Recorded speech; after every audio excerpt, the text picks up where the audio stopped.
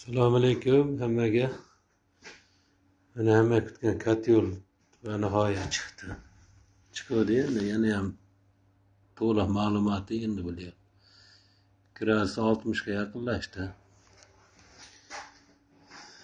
Xo'sh. 60 gradus.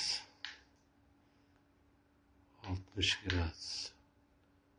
Tagi 46 endi.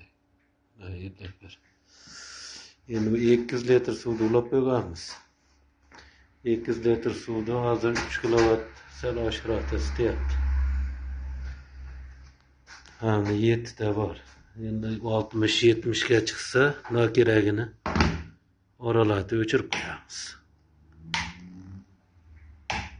3 tasini o'chirib qo'yadigan bo'lsak, 2 kilovatga tushdi. Endi bu tokimiz 158. Shuni evaziga 2 kilovat. 220 da ko'proq tokka qarab rasxod qiladi. Biz tokka 100 kvadrat nervilla isitaveradi. Hozir 200 litr suvni ulab qo'ydik. Bitta batarya misol qilib. To'liq video qilay.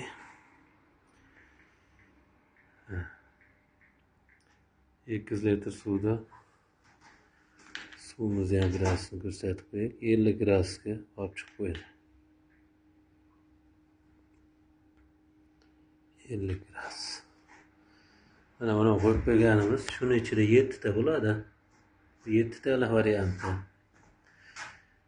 Ключатdan boshqariladi. Mana 4 talik varianti. Ana kimga kerak bo'lsa, elektr kotyollar bo'lsa, aloqa chiqaverasizlar, xohlasalar joyini kelib ko'raverasizlar. Kotyol ishlab chiqarishga